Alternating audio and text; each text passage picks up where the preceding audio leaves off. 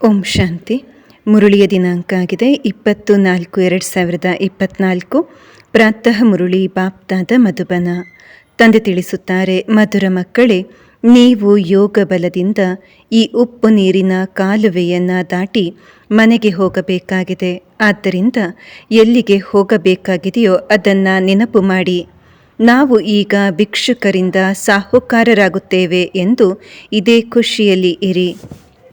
ಪ್ರಶ್ನೆ: ದೈವಿ ಗುಣಗಳ ಸಬ್ಜೆಕ್ಟ್ನಲ್ಲಿ ಯಾವ ಮಕ್ಕಳ ಗಮನವಿರುತ್ತದೆಯೋ ಅವರ ಲಕ್ಷಣಗಳು ಏನಾಗಿರುತ್ತದೆ?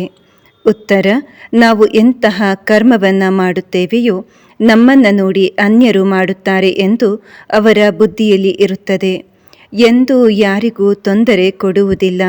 ಅವರ ಮುಖದಿಂದ ಎಂದೂ ಉಲ್ಟ ಸುಲ್ಟ ಮಾತುಗಳು ಹೊರಬರುವುದಿಲ್ಲ. ಮನಸ್ಸ ವಾಚ ಕರ್ಮಣ ಯಾರಿಗೂ ದುಃಖವನ್ನು ಕೊಡುವುದಿಲ್ಲ. ತಂದೆಯ ಸಮಾನ ಸುಖವನ್ನು ಕೊಡುವ ಲಕ್ಷ್ಯ ಇದ್ದಾಗ ದೈವಿ ಗುಣಗಳ ಸಬ್ಜೆಕ್ಟ್ನಲ್ಲಿ ಗಮನವಿದೆ ಎಂದು ಹೇಳಲಾಗುತ್ತದೆ. ಓಂ ಶಾಂತಿ. ಮಧುರಾತಿ ಮಧುರ ಆತ್ಮಿಕ ಮಕ್ಕಳ ಪ್ರತಿ ಆತ್ಮಿಕ ತಂದೆಯು ತಿಳಿಸುತ್ತಿದ್ದಾರೆ. ನೆನಪಿನ ಯಾತ್ರೆಯನ್ನು ಕಲಿಸುತ್ತಾರೆ. ನೆನಪಿನ ಯಾತ್ರೆಯ ಅರ್ಥವನ್ನು ಮಕ್ಕಳು ತಿಳಿದುಕೊಂಡಿದ್ದೀರಿ. ಭಕ್ತಿ ಮಾರ್ಗದಲ್ಲಿ ಸಹ ಎಲ್ಲರೂ ಶಿವ ತಂದೆಯನ್ನು, ದೇವತೆಗಳನ್ನು ನೆನಪು ಮಾಡುತ್ತಾರೆ. ಆದರೆ ನೆನಪಿನಿಂದ ವಿಕರ್ಮಗಳ ವಿನಾಶವಾಗುತ್ತದೆ ಎಂದು ತಿಳಿಯುವುದಿಲ್ಲ. ತಂದೆಯು ಪತಿತ ಪಾವನನಾಗಿದ್ದಾರೆ. ಅವರೇ ಪಾವನರನ್ನಾಗಿ ಮಾಡುವ ಯುಕ್ತಿಯನ್ನು ತಿಳಿಸುತ್ತಾರೆ ಎಂದು ಮಕ್ಕಳಿಗೆ ಗೊತ್ತಿದೆ. ಆತ್ಮವೇ ಪಾವನವಾಗುತ್ತದೆ, ಆತ್ಮವೇ ಪತಿತವಾಗುತ್ತದೆ. ಮಕ್ಕಳು ತಿಳಿದುಕೊಂಡಿದ್ದೀರಿ. ಭಾರತದಲ್ಲಿಯೇ ತಂದೆಯು ಬಂದು ನೆನಪಿನ ಯಾತ್ರೆಯನ್ನು ಕಲಿಸುತ್ತಾರೆ. ಮತ್ತೆಲ್ಲಿಯೂ ಕಲಿಸಲು ಸಾಧ್ಯವಿಲ್ಲ. ಮಕ್ಕಳು ಸ್ಥೂಲ ಯಾತ್ರೆಯನ್ನು ಬಹಳ ಮಾಡಿದ್ದೀರಿ. ಈ ಯಾತ್ರೆಯನ್ನು ಕೇವಲ ಒಬ್ಬ ತಂದೆಯೇ ಕಲಿಸುತ್ತಾರೆ. ಈಗ ನೀವು ಮಕ್ಕಳಿಗೆ ತಂದೆಯು ತಿಳಿಸುತ್ತಾರೆ, ಮಾಯೆಯು ಎಲ್ಲರ ಬುದ್ಧಿಗೆ ಬೀಗವನ್ನು ಹಾಕಿಬಿಟ್ಟಿದೆ. ಈಗ ತಂದೆಯ ಮೂಲಕ ನಿಮಗೆ ಅರಿವು ಆಗಿದೆ. ನಾವು ಎಷ್ಟು ಬುದ್ಧಿವಂತರು, ಧನವಂತರು ಮತ್ತು ಪವಿತ್ರರು ಆಗಿದ್ದೆವು. ನಾವು ಇಡೀ ವಿಶ್ವದ ಮಾಲೀಕರಾಗಿದ್ದೆವು. ಈಗ ಪುನಃ ನಾವೇ ಆಗುತ್ತಿದ್ದೇವೆ. ತಂದೆ ಎಷ್ಟು ಬೇಹದಿನ ರಾಜ್ಯ ಭಾಗ್ಯವನ್ನು ಕೊಡುತ್ತಾರೆ. ಲೌಕಿಕ ತಂದೆಯು ಬಲೆ ಲಕ್ಷ ಕೋಟಿಗಳಷ್ಟು ಕೊಡಬಹುದು. ಆದರೆ ಇಲ್ಲಂತೂ ಮಧುರ ಬೇಹದಿನ ತಂದೆಯು ಬೇಹದಿನ ರಾಜ್ಯ ಭಾಗ್ಯವನ್ನು ಕೊಡಲು ಬಂದಿದ್ದಾರೆ. ಆದ್ದರಿಂದ ನೀವಿಲ್ಲಿ ಓದಲು ಬಂದಿದ್ದೀರಿ. ಯಾರ ಬಳಿ? ಬೇಹದಿನ ತಂದೆಯ ಬಳಿ. ಬಾಬಾ ಶಬ್ದವು ಮಮ್ಮ ಶಬ್ದಕ್ಕಿಂತಲೂ ಮಧುರವಾಗಿದೆ. ಬಲೆ ಮಮ್ಮ ಪಾಲನೆಯನ್ನು ಮಾಡುತ್ತಾರೆ. ಆದರೆ ತಂದೆಯಂತೂ ತಂದೆಯಾಗಿದ್ದಾರೆ. ಅವರಿಂದ ಬೇಹದಿನ ಆಸ್ತಿಯು ಸಿಗುತ್ತದೆ. ನೀವು ಸದಾ ಸುಖಿ ಮತ್ತು ಸದಾ ಸೌಭಾಗ್ಯವತಿಯರಾಗಿದ್ದೀರಿ. ತಂದೆಯು ನಿಮ್ಮನ್ನು ಪುನಃ ಎಂತಹವರನ್ನಾಗಿ ಮಾಡುತ್ತಾರೆ. ಇನ್ನು ಯಾವುದೇ ಹೊಸ ಮಾತಿಲ್ಲ. ಗಾಯನವೂ ಇದೆ. ಬೆಳಗ್ಗೆ ಸಾಹುಕಾರರಾಗಿದ್ದರೆ ರಾತ್ರಿ ಭಿಕ್ಷಕರಾಗಿದ್ದರು. ನೀವು ಸಹ ಬೆಳಗ್ಗೆ ಸಾಹುಕಾರರು ಮತ್ತು ಬೇಹದಿನ ರಾತ್ರಿಯಲ್ಲಿ ಭಿಕ್ಷಕರಾಗಿ ಬಿಡುತ್ತೀರಿ. ತಂದೆಯು ಪ್ರತಿನಿತ್ಯವೂ ಸ್ಮೃತಿಯನ್ನು ತರಿಸುತ್ತಾರೆ. ಮಕ್ಕಳೇ, ನಿನ್ನೆ ನೀವು ವಿಶ್ವದ ಮಾಲೀಕರಾಗಿದ್ದವರು, ಇಂದು ಗುಲಾಮರಾಗಿ ಬಿಟ್ಟಿದ್ದೀರಿ. ಈಗ ಮತ್ತೆ ಮುಂಜಾನೆ ಬರುತ್ತದೆ ಎಂದರೆ ನೀವು ಸಾಹುಕಾರರಾಗಿ ಬಿಡುತ್ತೀರಿ. ಎಷ್ಟು ಸಹಜ ಮಾತಾಗಿದೆ. ನೀವು ಮಕ್ಕಳಿಗೆ ಸಾಹುಕಾರರಾಗುವ ಬಹಳ ಖುಷಿ ಇರಬೇಕು. ಬ್ರಾಹ್ಮಣರ ದಿನ ಮತ್ತು ಬ್ರಾಹ್ಮಣರ ರಾತ್ರಿ ಇದಾಗಿದೆ. ಈಗ ದಿನದಲ್ಲಿ ಸಾಹುಕಾರರಾಗುತ್ತೀರಿ ಮತ್ತು ಅವಶ್ಯವಾಗಿ ಆಗಿಯೇ ಆಗುತ್ತೀರಿ. ಆದರೆ ನಂಬರ್ ವಾರ್ ಪುರುಷಾರ್ಥದ ಅನುಸಾರ ತಂದೆಯು ತಿಳಿಸುತ್ತಾರೆ, ಇದು ಉಪ್ಪು ನೀರಿನ ಕಾಲುವೆಯಾಗಿದೆ. ಇದನ್ನು ನೀವೇ ಯೋಗ ಬಲದಿಂದ ಪಾರು ಮಾಡುತ್ತೀರಿ. ಎಲ್ಲಿಗೆ ಹೋಗಬೇಕಾಗಿದೆಯೋ ಅದು ನೆನಪಿರಬೇಕು. ನಾವೀಗ ಮನೆಗೆ ಹೋಗಬೇಕಾಗಿದೆ. ನಮ್ಮನ್ನು ಕರೆದುಕೊಂಡು ಹೋಗಲು ಸ್ವಯಂ ತಂದೆಯೇ ಬಂದಿದ್ದಾರೆ. ಬಹಳ ಪ್ರೀತಿಯಿಂದ ತಿಳಿಸುತ್ತಾರೆ, ನೀವೇ ಪಾವನರಾಗಿದ್ದವರು 84 ಜನ್ಮಗಳನ್ನು ತೆಗೆದುಕೊಳ್ಳುತ್ತಾ ಪತೀತರಾಗಿದ್ದೀರಿ. ಮತ್ತೆ ಪಾವನರಾಗಬೇಕಾಗಿದೆ.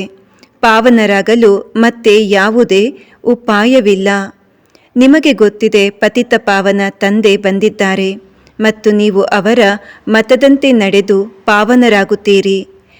ನೀವು ಇಂತಹ ಪದವಿಯನ್ನು ಪಡೆಯುತ್ತೀರೆಂದು ನೀವು ಮಕ್ಕಳಿಗೆ ಬಹಳ ಖುಷಿಯಾಗುತ್ತದೆ. ತಂದೆಯು ತಿಳಿಸುತ್ತಾರೆ, ನೀವು 21 ಜನ್ಮಗಳ ಸದಾ ಸುಖಿಗಳಾಗುತ್ತೀರಿ. ತಂದೆಯು ಸುಖಧಾಮದ ಮತ್ತು ರಾವಣನು ದುಃಖಧಾಮದ ಆಸ್ತಿಯನ್ನು ಕೊಡುತ್ತಾರೆ.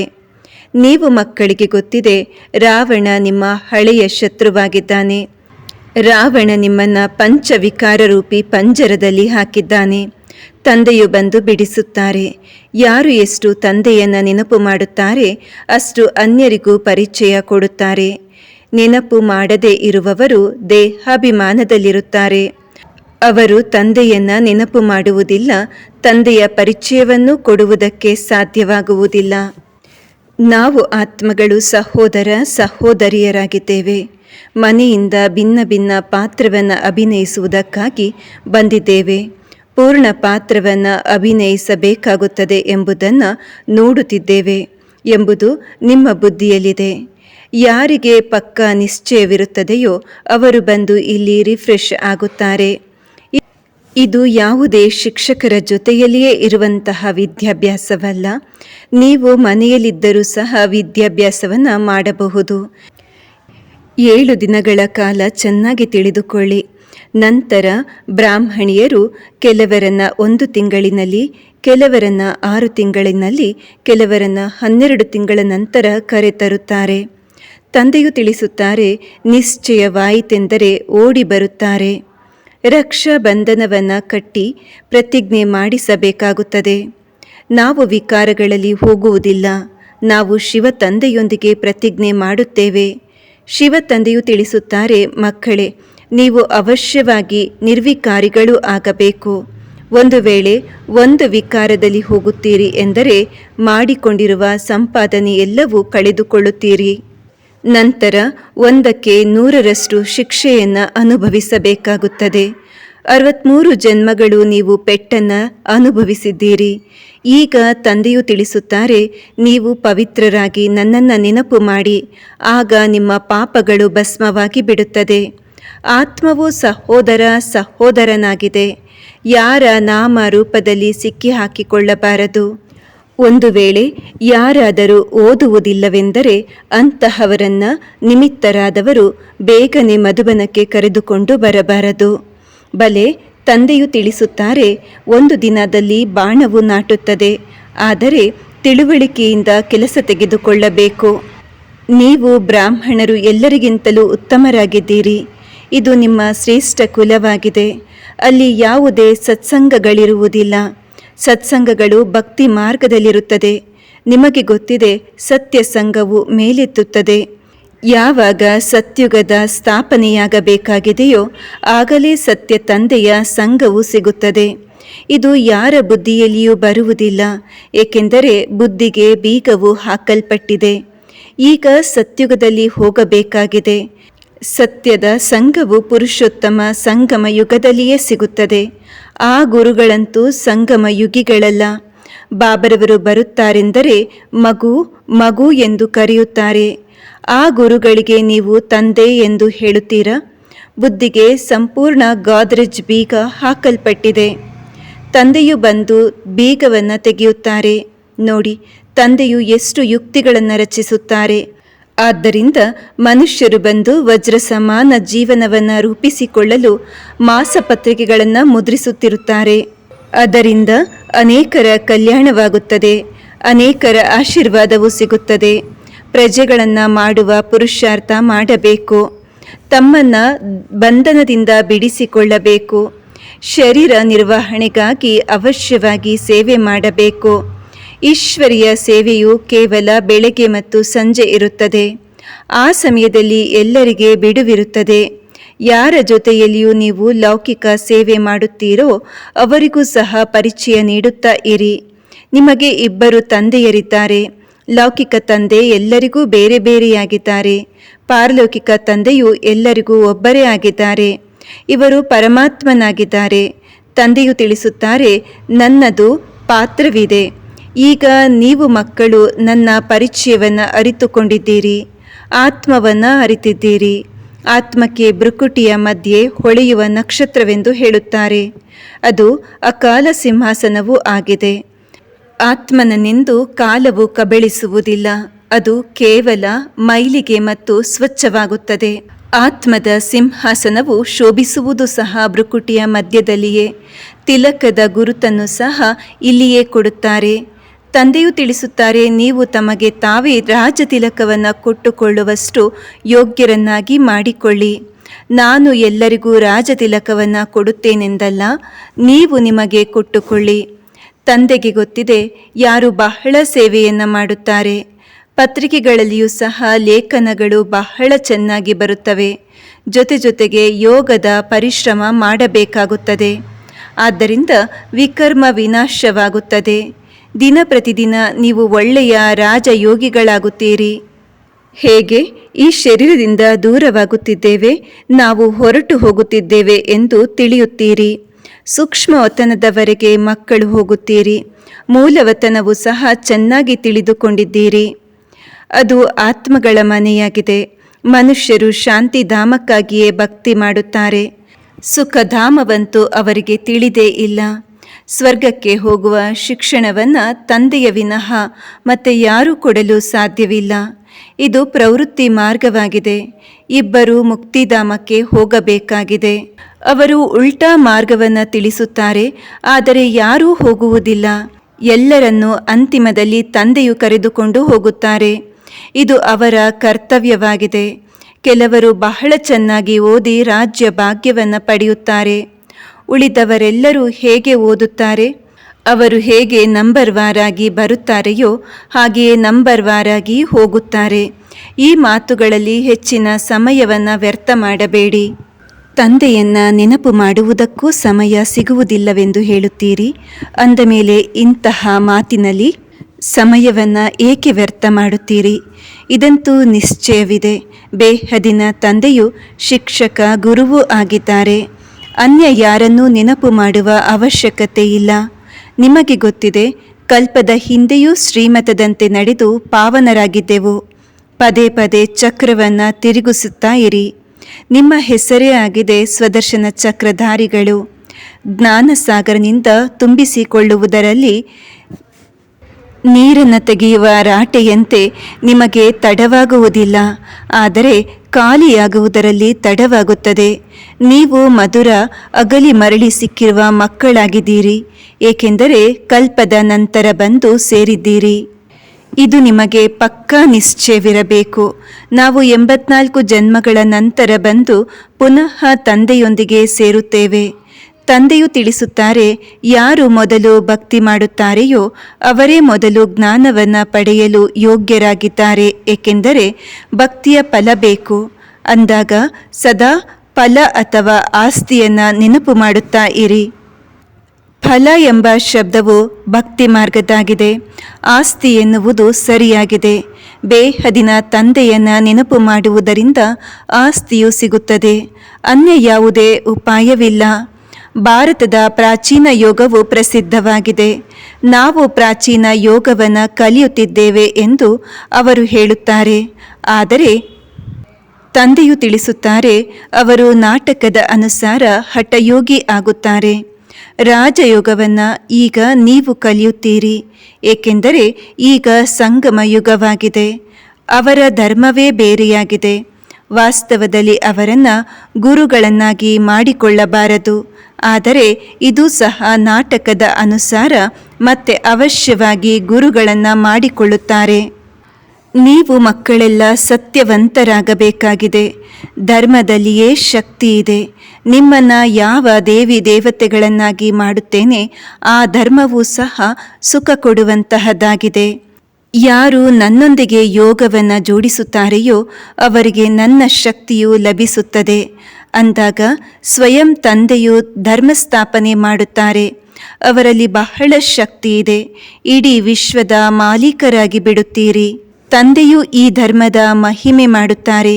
ಇದರಲ್ಲಿ ಬಹಳ ಶಕ್ತಿ ಇದೆ. ಆಲ್ಮೈಟಿ ತಂದೆಯಿಂದ ಅನೇಕರಿಗೆ ಮೈಟ್ ಸಿಗುತ್ತದೆ, ಅಂದರೆ ಶಕ್ತಿ ಸಿಗುತ್ತದೆ. ವಾಸ್ತವದಲ್ಲಿ ಶಕ್ತಿಯು ಎಲ್ಲರಿಗೂ ಸಿಗುತ್ತದೆ, ಆದರೆ ನಂಬರ್ ವಾರ್. ನಿಮಗೆ ಎಷ್ಟು ಶಕ್ತಿ ಬೇಕೋ ಅಷ್ಟನ್ನು ತಂದೆಯಿಂದ ಪಡೆಯಿರಿ. ಮತ್ತೆ ದೈವಿ ಗುಣಗಳ ವಿಷಯವೂ ಬೇಕು. ಯಾರಿಗೂ ತೊಂದರೆ ಮಾಡಬಾರದು, ದುಃಖ ಕೊಡಬಾರದು. ಇವರು ಬ್ರಹ್ಮರವರು ಎಂದೂ ಯಾರಿಗೂ ಉಲ್ಟ ಸುಲ್ಟ ಶಬ್ದಗಳನ್ನು ಹೇಳುವುದಿಲ್ಲ. ಏಕೆಂದರೆ ಇವರಿಗೆ ತಿಳಿದಿದೆ, ನಾನು ಎಂತಹ ಕರ್ಮವನ್ನು ಮಾಡುತ್ತೇನೆಯೋ ನನ್ನನ್ನು ನೋಡಿ ಅನ್ಯರೂ ಮಾಡುತ್ತಾರೆ. ಆಸುರಿ ಗುಣಗಳಿಂದ ದೈವಿ ಗುಣಗಳಲ್ಲಿ ಬರಬೇಕಾಗಿದೆ. ನೋಡಿಕೊಳ್ಳಬೇಕು, ನಾನು ಯಾರಿಗೂ ದುಃಖವನ್ನು ಕೊಡುವುದಿಲ್ಲವೇ? ಯಾರಿಗೂ ದುಃಖವನ್ನು ಕೊಡದೇ ಇರುವವರು ಯಾರೂ ಇಲ್ಲ. ಯಾವುದಾದರೊಂದು ತಪ್ಪುಗಳು ಅವಶ್ಯವಾಗಿ ಆಗುತ್ತದೆ. ಮನಸ್ಸ ವಾಚ ಕರ್ಮಣ ಯಾರಿಗೂ ದುಃಖ ಕೊಡದಂತಹ ಸ್ಥಿತಿ ಅಂತ್ಯದಲ್ಲಿಯೇ ಬರುತ್ತದೆ. ಈ ಸಮಯದಲ್ಲಿ ನಾವು ಪುರುಷಾರ್ಥಿ ಸ್ಥಿತಿಯಲ್ಲಿದ್ದೇವೆ. ಪ್ರತಿಯೊಂದು ಮಾತು ನಂಬರ್ ವಾರ್ ಪುರುಷಾರ್ಥದ ಅನುಸಾರ ಆಗುತ್ತದೆ. ಎಲ್ಲರೂ ಸುಖಕ್ಕಾಗಿಯೇ ಪುರುಷಾರ್ಥ ಮಾಡುತ್ತಾರೆ. ಆದರೆ ತಂದೆಯ ವಿನಃ ಯಾರೂ ಸುಖ ಕೊಡಲು ಸಾಧ್ಯವಿಲ್ಲ. ನೋಡುತ್ತೇವೆ, ಸೋಮನಾಥ ಮಂದಿರದಲ್ಲಿ ಎಷ್ಟು ವಜ್ರ ವೈಡೂರ್ಯಗಳಿದ್ದವು. ಅವೆಲ್ಲವೂ ಎಲ್ಲಿಂದ ಬಂದಿತ್ತು? ಹೇಗೆ ಸಾಹುಕಾರರಾದರು? ಇಡೀ ದಿನ ಈ ವಿದ್ಯೆಯ ಚಿಂತನೆ ಇರಬೇಕು. ಗೃಹಸ್ಥ ವ್ಯವಹಾರದಲ್ಲಿದ್ದು ಕಮಲ ಪುಷ್ಪದ ಸಮಾನ ಪವಿತ್ರರಾಗಿರಬೇಕು. ನೀವು ಈ ಪುರುಷಾರ್ಥವನ್ನು ಮಾಡುತ್ತೀರಿ. ಆದ್ದರಿಂದಲೇ ಮಾಲೆ ತಯಾರಾಗುತ್ತದೆ, ಕಲ್ಪ ಕಲ್ಪವೂ ಆಗುತ್ತಿರುತ್ತದೆ.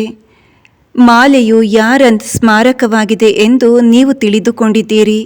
ಅವರಂತೂ ಕೇವಲ ಮಾಲೆಯ ಸ್ಮರಣನೆ ಮಾಡುತ್ತಾರೆ, ಬಹಳ ಮಸ್ತರಾಗಿ ಬಿಡುತ್ತಾರೆ. ಭಕ್ತಿಯಲ್ಲಿ ಏನಿರುತ್ತದೆ ಮತ್ತು ಜ್ಞಾನದಲ್ಲಿ ಏನಿರುತ್ತದೆ ಎಂದು ನೀವು ಮಕ್ಕಳೇ ತಿಳಿದುಕೊಂಡಿದ್ದೀರಿ. ನೀವು ಯಾರಿಗೆ ಬೇಕಾದರೂ ತಿಳಿಸಬಹುದು. ಪುರುಷಾರ್ಥವನ್ನು ಮಾಡುತ್ತಾ ಮಾಡುತ್ತಾ ಕೊನೆಗೆ ಅಂತಿಮದ ಫಲಿತಾಂಶವು ಕಲ್ಪದ ಹಿಂದಿನ ತರಹವೇ ಬರುತ್ತದೆ. ಪ್ರತಿಯೊಬ್ಬರೂ ತಮ್ಮ ಪರಿಶೀಲನೆ ಮಾಡಿಕೊಳ್ಳುತ್ತಾ ಇರಿ. ನಮಗೆ ಈ ರೀತಿ ಆಗಬೇಕೆಂದು ನೀವು ತಿಳಿಯುತ್ತೀರಿ. ಪುರುಷಾರ್ಥದ ಅವಕಾಶವೂ ಸಿಕ್ಕಿದೆ.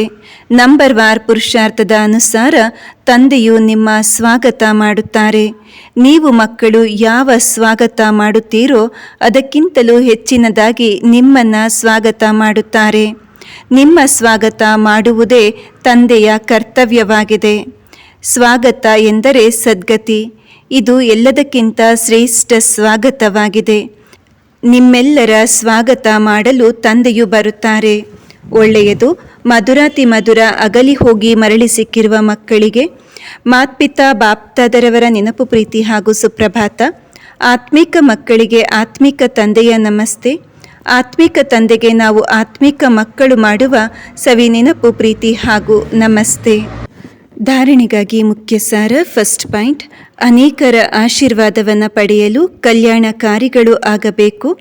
ಶರೀರ ನಿರ್ವಹಣಾರ್ಥವಾಗಿ ಕರ್ಮ ಮಾಡುತ್ತಲೂ ತಮ್ಮನ್ನು ಬಂಧನದಿಂದ ಮುಕ್ತ ಮಾಡಿಕೊಂಡು ಬೆಳಗ್ಗೆ ಸಂಜೆ ಈಶ್ವರಿಯ ಸೇವೆಯನ್ನು ಅವಶ್ಯವಾಗಿ ಮಾಡಬೇಕು. ಸೆಕೆಂಡ್ ಪಾಯಿಂಟ್, ಅನ್ಯ ಮಾತುಗಳಲ್ಲಿ ತಮ್ಮ ಸಮಯವನ್ನು ವ್ಯರ್ಥ ಮಾಡದೆ ತಂದೆಯನ್ನು ನೆನಪು ಮಾಡಿ ಶಕ್ತಿಯನ್ನು ಪಡೆಯಬೇಕು. ಸತ್ಯ ತಂದೆಯ ಸಂಘದಲ್ಲೇ ಇರಬೇಕು.